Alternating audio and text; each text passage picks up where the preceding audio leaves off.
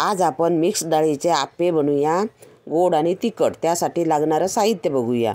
2 वाट्या तांदूळ, अर्धा वाटी उडीद डाळ, मूग डाळ, चणा डाळ, मसूर डाळ, तूर डाळ ही प्रत्येकी पाव वाटी, 1 चमचा मेथी दाणे।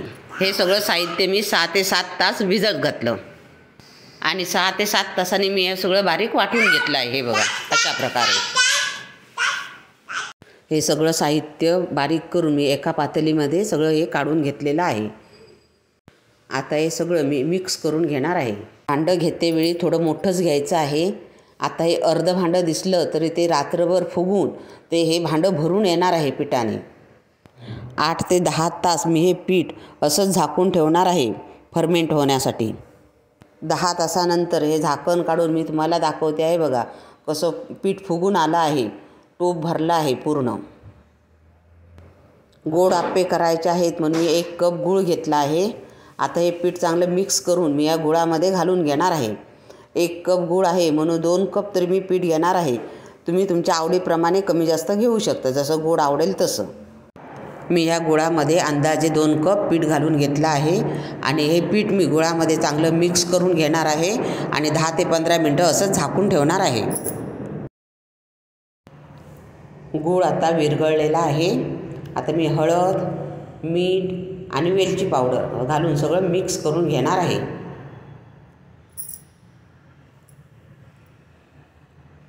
सगळं मी परत एकजीव करून घेतलं आहे। आता हे बघा अशा प्रकारे पीठ तयार झालं आहे। हे माझं आप्पे पात्र आहे, याच्यामध्ये मी आप्पे बनवून घेते आहे। आता हे गरम करत ठेवलं आहे गॅसवरती। आता मी प्रत्येक वाटीमध्ये तूप टाकून घेते आहे। तुम्ही तूप किंवा तेल काहीही टाकू शकता। तूप गरम झालं की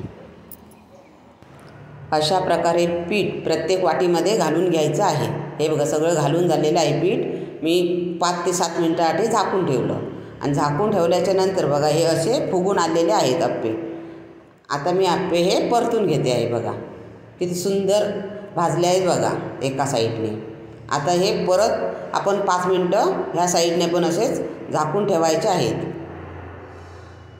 आता बघा हे दोन्ही बाजूने कसे खरपूस भाजलेले आहेत। आता सगळे आप्पे मी काढून घेतले आहेत। आता आपण चटणीची तयारी करूया। हे ओलं खोबरं आहे, मीठ, मिरची, आलं, लसूण आणि हिरवी कोथिंबीर आणि दही हे सगळं मिक्सरमधून मी बारीक वाटून घेणार आहे। आप्प्यांबरोबर खाण्यासाठी गोड तिखट चटणी जरा छान लागते म्हणून मी चटणी बनवून घेते आहे। हे बघा अशा प्रकारे ही चटणी तयार झालेली आहे। तुम्ही नुसती पण खाऊ शकता आप्पे।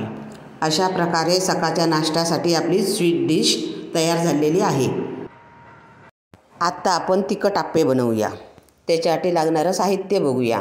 1 टोमॅटो, कोथिंबीर, 1 कांदा, चवीप्रमाणे हिरवी मिरची, मीठ, हळद टाकून हे सगळं मिक्स करायचं, एकजीव करायचं चांगलं। अशा प्रकारे हे बघा एकजीव व्हायला पाहिजे। आप्पे पात्राच्या प्रत्येक वाटीमध्ये मी तूप टाकून घेणार आहे। अशा प्रकारे हे बघा तूप गरम झालं की आपण प्रत्येक वाटीमध्ये मोहरी आणि जिरं टाकून घ्यायचं आहे। तुपाऐवजी तुम्ही तेल टाकलात तरी पण चालेल। जिरं आणि मोहरी टाकून हे साधारण तडतडलं की आपण पीठ घालून घ्यायचं। अशा प्रकारे हे बघा